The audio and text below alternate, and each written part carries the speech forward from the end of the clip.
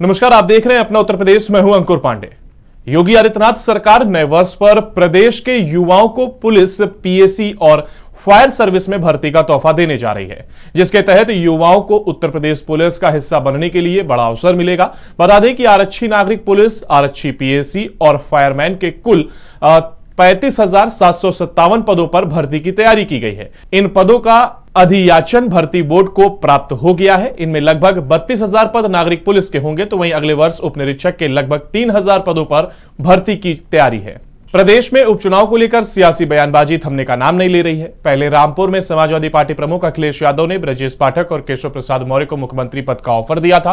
अब केशव प्रसाद मौर्य ने सपा प्रमुख को जवाब दिया है और पलटवार करते हुए ट्विटर पर लिखा है कि सपा अध्यक्ष अखिलेश यादव आप न मुख्यमंत्री बन पाएंगे न बना पाएंगे। बयानों से लगता है बौखलाए खिसियाए ही नहीं, मैनपुरी और रामपुर में पराजय देख मानसिक संतुलन भी खो चुके हैं। गुंडागर्दी, बूथ कब्जा कर नहीं पाओगे। जनता ने सपा की साइकिल को खारिज कर दिया है। पूर्व केंद्रीय के राज्य मंत्री स्वामी चिन्मयानंद की मुश्किलें एक बार फिर बढ़ गई हैं। एमपी एमएलए कोर्ट ने स्वामी चिन्मयानंद के खिलाफ गैर जमानती वारंट जारी किया है। बता दें कि एमपी एमएलए कोर्ट में चिन्मयानंद के पेश न होने पर उनके खिलाफ गैर जमानती वारंट जारी किया गया है और चिन्मयानंद को गिरफ्तार कर कोर्ट में पेश करने का आदेश दिया गया है। दरअसल वर्ष 2011 में चिन्मयानंद पर उनकी शिष्या ने रेप का आरोप लगाया था। इसमें एफआईआर दर्ज हुई थी। उसके बाद यह केस एमपी एमएलए कोर्ट में चला गया।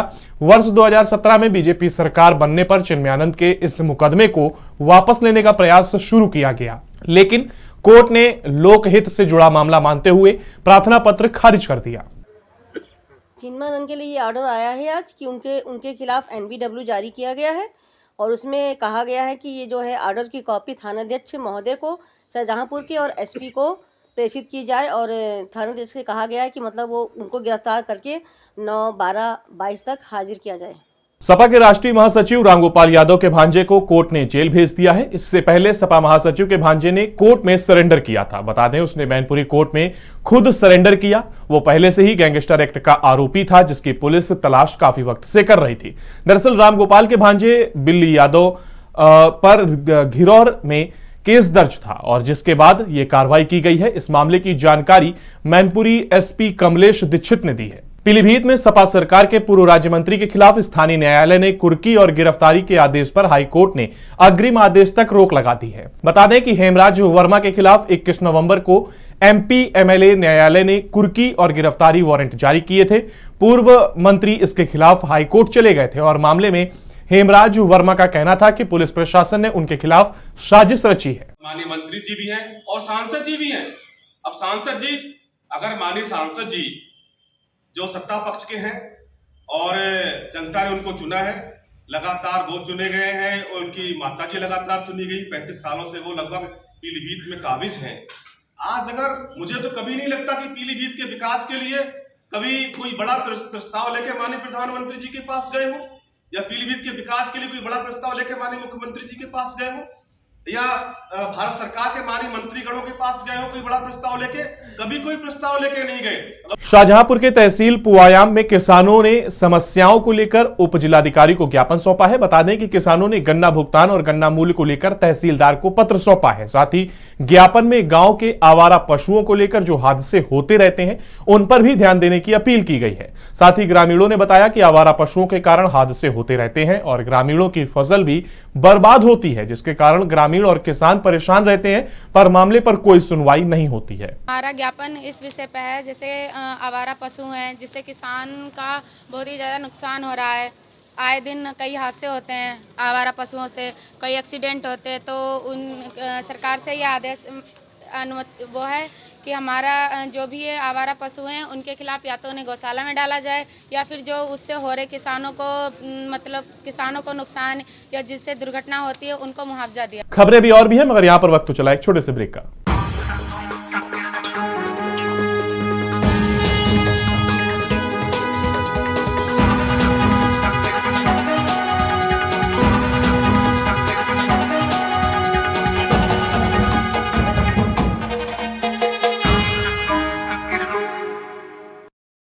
ब्रेक के बाद एक बार फिर आपका स्वागत है। बढ़ते हैं अगली खबर की ओर। खबर गोंडा से, जहां पर निजी हॉस्पिटल से एक लापरवाही और मनमानी का मामला सामने आया है। बता दें कि यहां इलाज के नाम पर हॉस्पिटल ने लाखों रुपए वसूले और जब लापरवाही बरतने पर बीमार अधिवक्ता की मौत हो गई तो अस्पताल ने पीड़ित परिजनों को बाहर निकाल दिया, जिसकी पीड़ित परिवार ने डीएम और एसपी से शिकायत की है, लेकिन अस्पताल प्रशासन ने आरोपों को निराधार बताया है। हमारा लड़का साहब 17 तारीख का बीमार था, कुछ पेट में दर्द हुआ और दर्द खातिर दवाई ले खातिर डॉक्टर राजेश पांडे के यहाँ चला गया। वो साहब 17 जांच कराई रोके और उसके बाद कहीं की तुरंत ऑपरेशन कराई दो। 18 तारीख का लड़का हमारे फिर अस्पताल पहुँच गया साहब, और ये रात बहन 11 बजे ऑपरेशन की।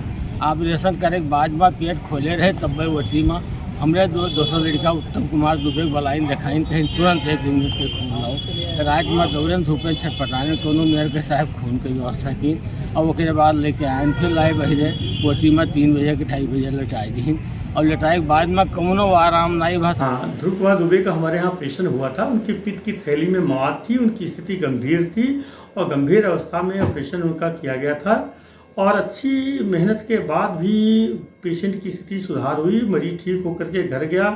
घर जाने के बाद उनकी स्थिति में दिक्कत आई। अगर यहाँ पे गड़बड़ थी, हम घर नहीं भेजे होते तो उनके दूसरे परिवार के सदस्य का हमने ऑपरेशन किया, वो आज की तारीख में ठीक है। और इनका भी ऑपरेशन हमने किया था, वो घर गए थे, घर पे उनकी स्थिति बिगड़ी थी। बरेली में एसओजी टीम और थाना बिथरी चैनपुर पुलिस की 25,000 के वांछित इनामी बदमाश से मुठभेड़ हो गई।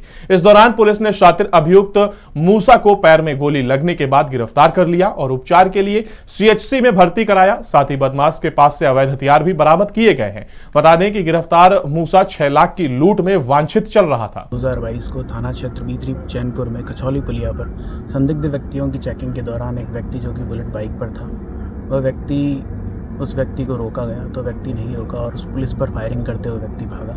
कचौली पुलिया पर वो भागते समय उसकी बुलेट बाइक फिसली और वह व्यक्ति पुल से उतरकर भागकर उसने पुनः पुलिस पर फायर किया। जवाबी कार्रवाई में आत्मरक्षा में पुलिस ने जब फायर किया तो उसके बाएं पैर पर चोट आई और इस व्यक्ति को प्राथमिक उपचार के लिए सीएचसी में भर्ती करवाया गया।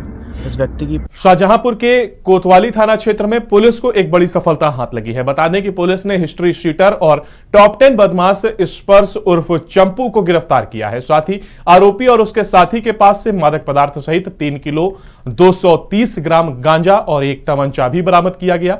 फिलहाल पुलिस ने आरोपियों को जेल भेज दिया है। साथ ही मामले पर आगे की कार्रवाई की जा रही है। सहारनपुर के देहरादून चौक पर एक बार फिर बड़ा सड़क हादसा हो गया। बता दें कि तेज गति से आ रही एक कार अनियंत्रित होकर डिवाइडर से टकरा गई और स्कूटी से जा भिड़ी, जिसके कारण स्कूटी सवार युवक गंभीर रूप से घायल हो गया है और कार चालक मौके से फरार भी हो गया, जबकि पूरा घटनाक्रम पास में लगे एक सीसीटीवी कैमरे में कैद हो गया। उत्तर प्रदेश की खबरों में फिलहाल इतना ही। बाकी की तमाम अपडेट के लिए आप बने रहिए 18P न्यूज के साथ। नमस्कार।